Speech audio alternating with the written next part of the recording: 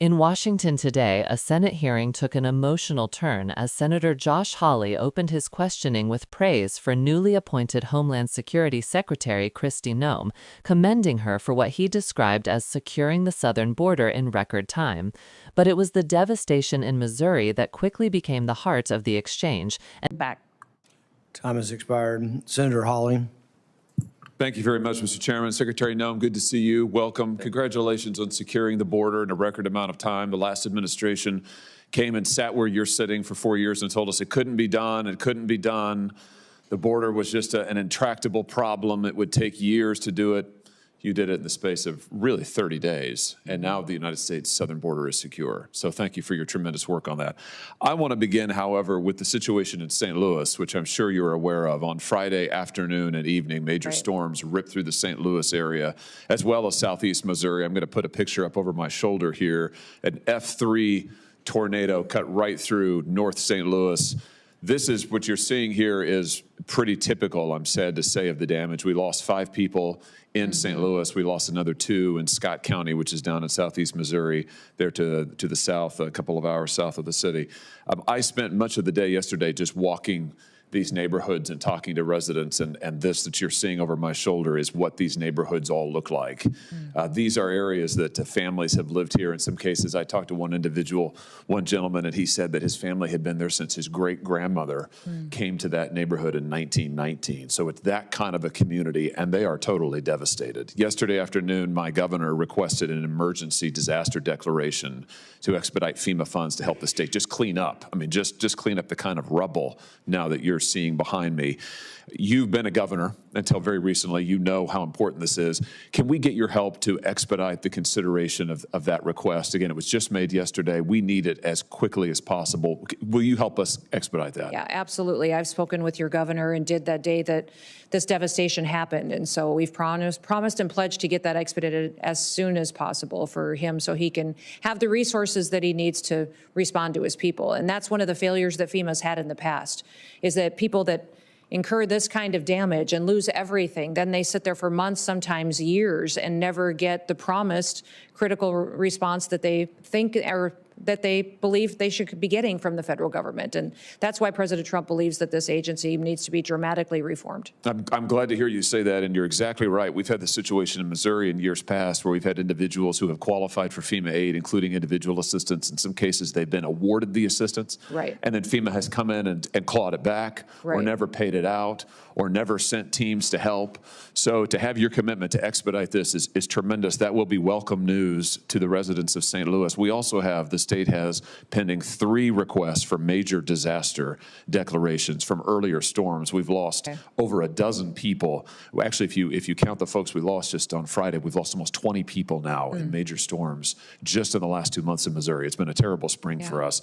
Here again, can I ask for your help? Will you commit to helping for those 3 major disaster declaration requests that are pending? Will you help expedite those, Secretary Noem, and get those in front of the president, get those approved? We are desperate for the assistance in Missouri. Yes, absolutely. Thank you. Make sure the application gets to the White House as soon as possible. Fantastic. Thank you. And can I also have your commitment that if and when the president approves a major disaster declaration for this storm that just happened on Friday in St. Louis, will you expedite as much as possible FEMA individual assistance for those who qualify for it in the St. Louis area? Yes. And I want to tell you just how important that is, because as I toured these streets and walked and talked to the residents, what I heard over and over is many of these folks don't have insurance. Yeah. You know, many of these folks, they either got their homes from a family member, or they bought them from a family member, so they don't have a mortgage on the property, and therefore they don't have homeowners insurance.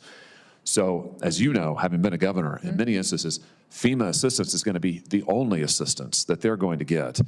And I just had a hearing in this committee, in our subcommittee, Senator Kim and I last week, where we talked to major insurance companies who routinely scam people by refusing to pay out the full policy awards that they are due. So I know we're going to be fighting that in Missouri. We've got to have the federal government where there's individual assistance that people qualify for. We've got to have people be able to get that. Otherwise, we're never going to be able to rebuild these neighborhoods. So you just committed, I think, to expediting that. I appreciate that. Thank you for your help in all of this. And then the last thing we'll say is can you commit also to making sure that the FEMA communication with the state and with individuals is open, is clear, is transparent. You referenced the fact that FEMA is notorious for giving bad information, for slow walking residents, for confusing intake forms that nobody knows how to fill out, for not getting back to people.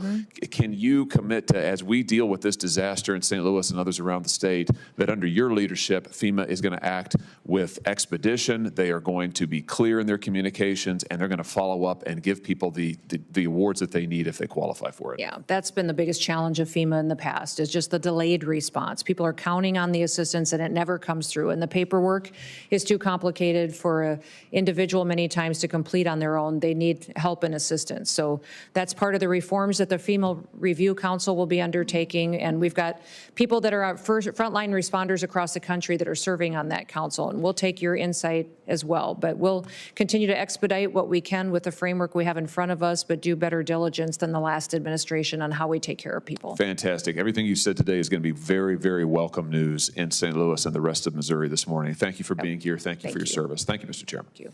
Senator Fetterman. And it's where the story truly deepens.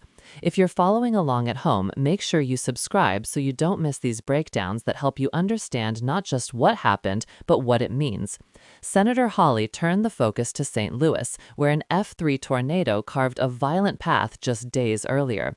He referenced scenes familiar to anyone who has ever witnessed the aftermath of tornado destruction: entire neighborhoods flattened, homes reduced to splinters, and histories erased in a matter of seconds.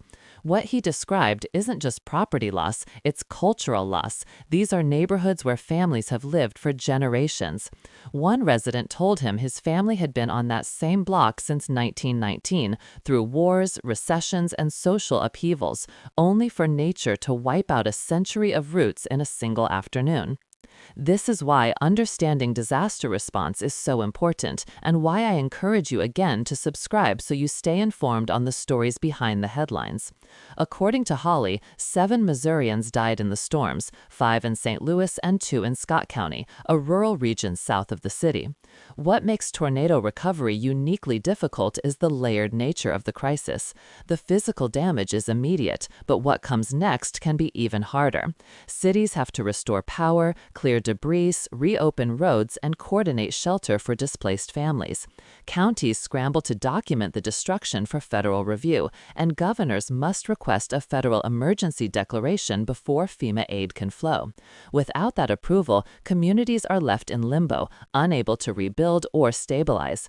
This is why Hawley pressed for urgency, and why explanations like this help viewers understand the machinery behind government response. And yes, hit that subscribe button so you stay ahead of these important civic topics. Secretary Noem responded that she had already spoken with Missouri's governor the day the tornado hit and pledged to fast-track the disaster declaration process. Her comment wasn't just a political courtesy. For former governors, this is familiar territory. They know that the speed of federal approval determines how fast debris is cleared, how quickly families get temporary housing, and whether small businesses have any chance of surviving the aftermath. FEMA is often seen as a distant federal agency, but its decisions define the timeline of recovery for tens of thousands of people at moments like this. That's why this exchange matters, and it's why I remind you once more to subscribe for deeper analysis that keeps you informed about the systems shaping our lives. At its core, this moment in the hearing wasn't really about politics. It was about the collision of policy, people, and the unpredictable power of nature. It was about a senator speaking for communities still standing in the ruins of homes generations old, and a cabinet secretary promising that the federal government won't leave them waiting. These are the parts of congressional hearings that reveal the human stakes behind the procedural language. When we break these moments together, it helps us understand not just what officials say, but why it matters for real families on real streets. Keep following and subscribe so you never miss these deeper dives that bring clarity to complex national stories.